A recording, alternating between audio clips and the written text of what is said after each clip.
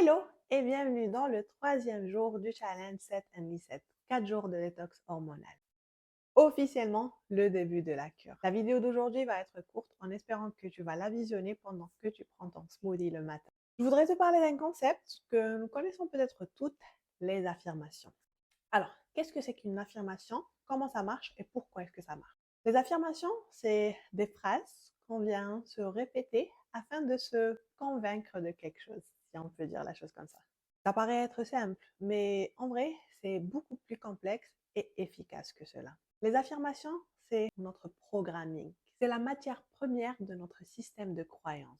Les affirmations, c'est ce qu'on croit être vrai pour nous, pour les autres. C'est ce qu'on vient se répéter à nous-mêmes et au final, ça devient notre réalité et notre vérité. Exemple, une personne optimiste qui vient tout le temps se répéter à elle-même et aux autres qu'elle a de la chance. À force de répéter cela, ça devient sa réalité. Donc c'est une personne chanceuse. Les affirmations sont une arme à double tranchant. Comme cela peut servir à construire une meilleure vérité et réalité, ça peut aussi jouer contre nous. À force de se répéter des phrases qui ne jouent pas à notre faveur, eh bien, ça devient notre vérité. Exemple, comme une personne qui dit qu'elle ne peut pas faire du yoga car elle n'est pas souple. La différence entre cette personne et une personne qui peut faire le grand écart, eh ben, c'est cette affirmation. Les affirmations viennent consolider et renforcer nos croyances. Ça commence par la manière dont on se parle à nous-mêmes dans notre tête. En changeant ces phrases-là, ces mantras qu'on vient se répéter, on peut aussi changer notre réalité et ce qui est vrai pour nous. Pour la pratique d'aujourd'hui, je vais te rediriger vers ton bloc-notes ou ton journal, là où tu as écrit tes intentions et tu as défini ton pourquoi. Relis cela et vois si tu peux en didier tes propres affirmations, que ce soit pour ce challenge, pour ta santé physique ou pour autre chose. Pour écrire une affirmation, on doit suivre 3 règles.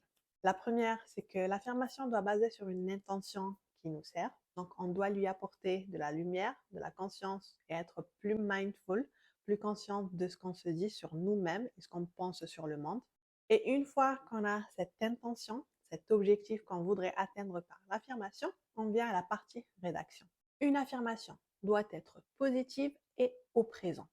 Exemple, au lieu de dire je ne veux pas consommer des aliments malsains, on va remplacer cette affirmation par j'aime prendre soin de moi en consommant des aliments naturels et bénéfiques. Si c'est la première fois que tu as affaire à des affirmations, alors je te recommande d'y aller mollo. Commence par 3 affirmations, qu'elles soient positives au présent et elles vont t'aider à atteindre ton objectif. Je suis une grande consommatrice d'affirmations et pendant qu'on y est, je vais partager un secret avec toi.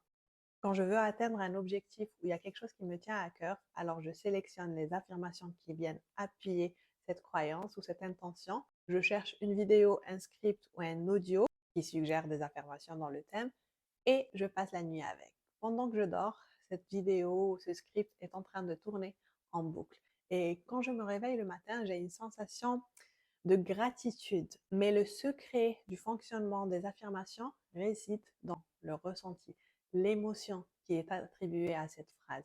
Donc le travail qu'il y a à faire avec les affirmations, c'est de t'asseoir, prendre un petit instant, ça peut être aussi court que le temps de 5 respirations et essayer de provoquer un état méditatif. Écoutant cette affirmation, en la répétant, essaye de provoquer ou ressentir l'émotion que cela engendre. Exemple, je suis tellement heureuse et gratifiante maintenant que j'ai atteint mon poids idéal. Résumé, pour qu'une affirmation marche, il faut qu'elle soit positive, au présent, qu'elle est en concordance avec ton intention, mais surtout que tu lui attribues, que tu lui rajoutes cette émotion qui vient te faire vivre l'instant comme si c'est en train de se passer et que c'est déjà réalisé. Le meilleur moment pour travailler avec les affirmations, c'est soit tôt le matin au réveil ou le soir avant de se coucher. Car c'est pendant ce moment-là que notre subconscient est plus réceptif. Et c'est le meilleur moment pour apporter des changements favorables. Qu'on soit conscient ou pas, nous subissons tous les effets des affirmations. Ce qu'on voudrait faire aujourd'hui par cette pratique, c'est apporter plus de conscience à nos affirmations, à ce qu'on se dit sur nous-mêmes, sur les autres, sur la vie et sur le monde. On commence à apporter plus de mindfulness à ton dialogue interne, aux affirmations que tu te répètes. De toute manière, tu le fais tout le temps. Et si tu le faisais, afin que cela vienne te servir. Avec cette vidéo, j'ai créé aussi une autre méditation en format d'affirmation. Elle dure 10 minutes. Je te recommande de l'écouter le matin au réveil ou le soir avant d'aller te coucher. Et si tu veux y aller une étape plus loin, tu peux la mettre toute la nuit pendant que tu dors en boucle et l'écouter. Et tu me diras le matin dans quel état tu vas te réveiller.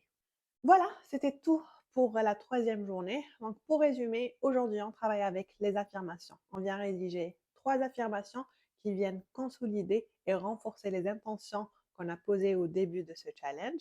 Et en plus de cela, le matin au réveil et le soir avant de dormir, tu écouteras la vidéo des affirmations qui accompagnent le troisième jour, cela tout au long du challenge.